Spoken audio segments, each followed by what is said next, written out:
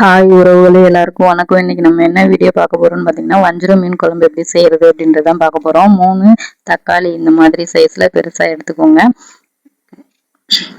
எலுமிச்சை அளவு புளி தண்ணியில ஊற வச்சுக்கோங்க. நல்லா ஊறட்டும். இப்போ அந்த 3 தக்காளி நல்ல கையிலேயே பிசைஞ்சு நல்ல சாரெல்லாம் வெளியில வர அளவுக்கு நல்லா கையிலே பிசைஞ்சு வச்சுக்கோங்க. மிக்சியில அரைக்கிறது அந்த அளவுக்கு டேஸ்டா இருக்குமான்னு தெரியல. கிராமத்து ஸ்டைல்ல நம்ம பண்றோம். கையிலேயே நல்லா பிசைஞ்சுக்கோங்க. புளியும் கையிலேயே நல்லா பிசைஞ்சு லிக்விட் எடுத்துக்கோங்க. இப்போ அடுப்புல வானல் வச்சுட்டு நல்லெண்ணெய் ஊற்றிக்கோங்க. மீன் குழம்புக்கு நல்லெண்ணெய் தான் நல்லா இருக்கும். வெந்தயம் 1 ஸ்பூன், எண்ணெய் நல்லா காஞ்சதுக்கு அப்புறம் வெந்தயம் 1 ஸ்பூன், ஜீரகம் 1 ஸ்பூன், கடுகு உளுந்தம் பருப்பு 1 ஸ்பூன் போட்டுக்கோங்க. நல்லா எல்லாம் வெடிச்சதுக்கு அப்புறம் சின்ன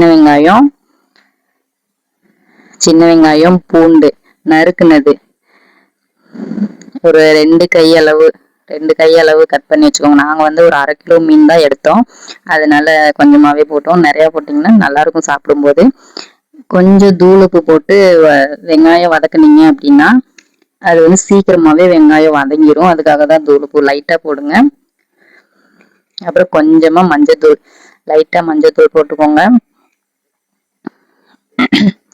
அப்புறம் எப்பயும் போல நம்ம வீட்டுல இருக்கிற மல்லித்தூள், மிளகாத்தூள் இந்த மாதிரி போட்டுக்கலாம். நாங்க மல்லித்தூள் போட்டுட்டு மீன் குழம்பு மசாலா போட்டுட்டேன்.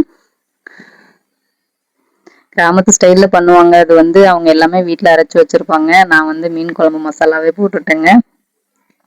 நல்ல மசாலா வாசனை எல்லாம் போற அளவுக்கு நல்ல வெங்காயத்திலேயே வதக்கி விட்டுருங்க.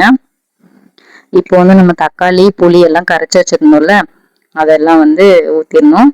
ஊத்திட்டு இதுக்கு தேவையான அளவு உப்பு போட்டுட்டு நல்ல லிக்விட் மாதிரி, அதாவது மீன் குழம்பு தண்ணி மாதிரி இருந்தாதாங்க நல்லா இருக்கும். தேங்காய் ஆப்ஷனல் தான், உங்களுக்கு வேணும்னா ஊத்திக்கோங்க. நான் 2 நாளைக்கு வச்சு கூட மீன் குழம்புனா பழசா இருந்தாதான் நல்லா இருக்கும்னு சொல்லிட்டு எங்க வீட்டுக்காரு அதிகமாவே வச்சிரு அப்படின்னு சொல்லுவாங்க. அதுக்கு நான் தேங்காய் ஊத்தாமே வச்சுக்குவேங்க. நல்லா கொதி லைட்டா வத்தினதுக்கு அப்புறம் மீன் உள்ள போட்டுடலாம். ஃபுல்லுமே முங்குற அளவுக்கு ஹை ஃப்ளேம்லயே வச்சு மீன் போடுங்க. இந்த மீன் எப்படியும் ஒரு 5 நிமிஷமாவது கொதிக்க வச்சு வேக வச்சாதாங்க. மற்ற மீன்லாம் போட்ட உடனே வெந்துருது. இந்த மீன் வஞ்சர மீன் கொஞ்சம் ஒரு 5 நிமிஷமாவது வெந்தாதான் நல்லா பூ மாதிரி வேகுதுங்க. இப்பதான் நானும் ஃபர்ஸ்ட் டைம் பார்த்துருக்குறேன்.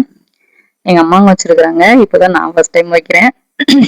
அம்மாவோட ரெசிபி தான். இப்போ உப்பு போட்டு நல்லா மூடி வச்சிருங்க.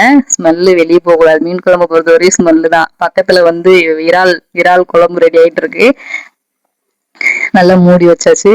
அப்படியே திறந்தோடனே கம்மன்னு ஸ்மெல்லு வந்துச்சுங்க. மீன் குழம்பு உண்மையாவே வந்துச்சுங்க. மீன் குழம்பு ஸ்மெல்லு நல்ல எண்ணெய் எல்லாம் பிரிஞ்சு வர்ற அளவுக்கு நல்ல குக் ஆயிட்டு 5 மினிட்ஸ்க்கு அப்புறம் எடுத்துட்டேங்க.